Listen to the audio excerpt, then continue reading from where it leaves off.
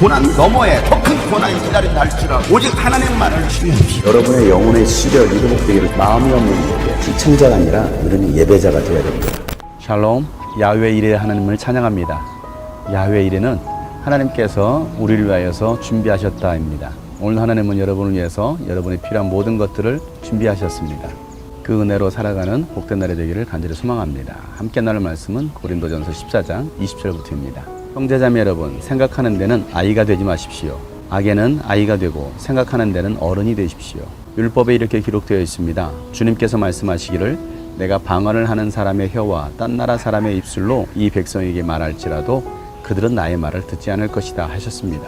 그러므로 방언은 신자들에게 주는 표징이 아니라 불신자들에게 주는 표징이고, 예언은 불신자들에게 주는 것이 아니라 신자들에게 주는 것입니다. 온 교회가 한 자리에 모여서 모두가 방언으로 말하고 있으면 갓 믿기 시작한 사람이나 믿지 않는 사람이 들어와서 듣고 여러분을 미쳤다고 하지 않겠습니까? 그러나 모두가 예언을 말하고 있으면 갓 믿기 시작한 사람이나 믿지 않는 사람이 들어와서 듣고 그 모두에게 질책을 받고 심판을 받아서 그 마음속에 숨은 일이 드러나게 됩니다. 그래서 그는 엎드려서 하나님께 경배하면서 참으로 하나님께서 여러분 가운데 계십니다 하고 환히 말할 것입니다. 그러면 형제자매 여러분, 어떻게 해야 하겠습니까? 여러분이 함께 모이는 자리에는 찬송하는 사람도 있고 가르치는 사람도 있고 하나님의 계시를 말하는 사람도 있고 방언으로 말하는 사람도 있고 통역하는 사람도 있습니다. 모든 일을 남에게 덕이 되게 하십시오. 누가 방언으로 말할 때는 둘 또는 많아야 셋이서 말하되 차례로 말하고 한 사람은 통역을 하십시오. 통역할 사람이 없거든 교회에서는 침묵하고 자기에게와 하나님께 말하십시오. 예언하는 사람은 둘이나 셋이서 말하고 다른 이들은 그것을 분별하십시오. 그러나 앉아있는 다른 사람에게 계시가 내리거든 먼저 말하던 사람은 잠잠하십시오. 여러분은 모두 한 사람씩 예언을 할 수 있습니다. 그래야 모두가 배우고 권면을 받게 됩니다. 예언하는 사람의 영은 예언하는 사람에게 통제를 받습니다. 하나님은 무질서의 하나님이 아니라 평화의 하나님이십니다. 성도들의 모든 교회에서 그렇게 하는 것과 같이 여자들은 교회에서는 잠잠고 있어야 합니다. 여자에게는 말하는 것이 허락되어 있지 않습니다. 율법에서도 말한 대로 여자들은 복종해야 합니다. 배우고 싶은 것이 있으면 집에서 자기 남편에게 물으십시오. 여자가 교회에서 말하는 것은 자기에게 부끄러운 일입니다. 하나님의 말씀이 여러분에게서 났습니까? 또는 여러분에게만 내렸습니까? 누구든지 자기가 예언자이거나 성령을 은사로 받은 사람이라 생각하거든 내가 여러분에게 써보내는 이 글이 주님의 명령이라는 것을 알아야 합니다. 누구든지 이것을 인정하지 않으면 그 사람도 인정을 받지 못할 것입니다. 그러므로 나의 형제자매 여러분, 예언하기를 열심히 구하십시오. 그리고 방언으로 말하는 것을 막지 마십시오. 모든 일을 적절하게 하고 질서 있게 해야 합니다. 아멘. 성령님은 각 사람에게 원하시는 대로 은사들을 부어주십니다. 그 은사들은 교회의 유익을 위한 것입니다. 공동체의 유익을 위하여 성령께서 은사들을 주십니다. 은사를 얼마나 많이 가지고 있느냐, 가지고 있지 않는 것보다도 그 은사를 어떻게 활용하느냐가 가장 중요한 것입니다. 모든 은사를 사용하는 데 있어서 가장 근본이 되는 것은 바로 사랑이었습니다. 사랑으로 행하지 않는 은사들은 울리는 꽹과리와 같고 그저 시끄러운 소리에 불과합니다. 균형 있게 은사들을 잘 활용하면 교회가 건강해지는 것입니다. 바울은 예언의 은사를 더 사모하라고 말합니다. 방언의 은사를 무시해서 말하는 것이 아닙니다. 방언 기도는 내 영이 하나님께 기도하는 것입니다. 그렇기 때문에 방언으로 기도할 때는 통역의 은사가 아니고서는 무슨 말인지를 알아들을 수가 없습니다. 믿지 않는 자가 교회에 처음 왔는데 수많은 사람들이 방언으로 말한다면 그 사람은 미쳤다라고 말할 것입니다.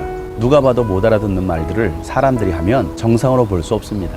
그렇기 때문에 바울은 방언을 말할 때는 개인적으로 하는 것이고 오히려 믿지 않는 자가 왔을 때는 예언하는 것이 그 사람에게 유익이다라고 말하고 있습니다.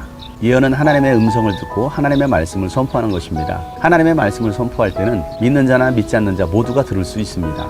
그래서 믿지 않는 자가 그 예언의 말씀을 깨닫고 회개하면 구원을 얻을 수 있는 것이고 그게 교회 공동체의 유익이 됩니다. 교회 안에는 찬양하는 사람도 있습니다. 방언하는 사람도 있습니다. 예언하는 사람도 있습니다. 가르치는 사람, 방언을 통역하는 사람도 있습니다. 각양 은사가 있듯이 이 은사를 어떻게 활용할 것인지가 가장 중요한 것입니다. 통역하는 사람이 없거든 방언은 하지 말라라고 말을 하고 있습니다. 모든 사람이 알아들을 수 있도록 기도하고 예언하라는 것입니다. 방언은 내가 하나님께 기도하는 것이기 때문에 그렇습니다. 예언의 은사도 마찬가지입니다. 예언을 여럿이 하면 그 예언을 알아들을 수가 없습니다. 그래서 예언을 할 때도 한두 사람이 먼저 질서 있게 하라는 것입니다. 또한 그 예언이 과연 하나님께로부터 온 것인지를 분별할 수 있어야 된다는 것입니다. 다른 사람들은 그 예언을 듣고 분별할 수 있어야 됩니다. 예언한다고 해서 그 모든 것이 성령께서 하게 하시는 예언은 아닙니다. 자기 생각을 말할 수도 있고 때로는 악한 영에 사로잡혀서 예언도 할 수 있습니다. 그래서 예언할 때는 한두 사람이 질서 있게 예언하고 나머지는 그 예언을 분별하는 것입니다. 하나님은 무질서의 하나님이 아니라 질서의 하나님이십니다. 평화의 하나님이십니다. 교회 안에서 질서가 무너지면 결국은 교회는 무너지는 것입니다. 바울은 여자들은 교회 안에서 잠잠하라고 말을 합니다. 이 말은 교회에서 여자들이 아무 말도 하지 말라는 말이 아니었습니다.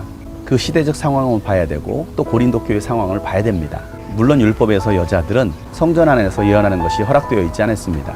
여자는 남자에게, 남편에게 복종해야 된다라고 율법은 말하고 있습니다. 고린도 교회에서는 이 모든 것들이 무시가 되고 질서가 없이 여자들이 교회에서 기도하고 예언하는 일들이 있었던 것입니다. 그 일로 인하여 교회가 혼란에 빠졌던 것입니다. 그래서 바울은 이 고린도 교회 성도들에게 여자들은 교회 안에서 잠잠하라 라고 말을 했던 것입니다.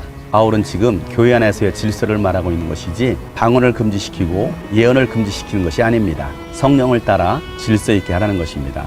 그러면서 바울은 나의 형제 자매 여러분 예언하기를 열심히 구하십시오라고 말을 합니다. 형제든 자매든 예언할 수 있기를 바란다는 것입니다. 또한 방언 말하는 것을 막지 말라라고 말을 합니다. 대신 모든 일에 있어서 적절하게 질서 있게 하라고 바울은 권면합니다. 여러분에게 각양 은사가 나타났습니까? 교회 공동체의 유익을 위해서 질서 있게 예언할 수 있기를 바랍니다. 은사를 활용할 수 있기를 바랍니다. 하나님께 더 많이 방언으로 기도할 수 있기를 바랍니다. 그러면서도 예언의 은사를 사모하시고 기도할 수 있기를 바랍니다. 하나님께서 여러분에게 은사를 주실 것입니다.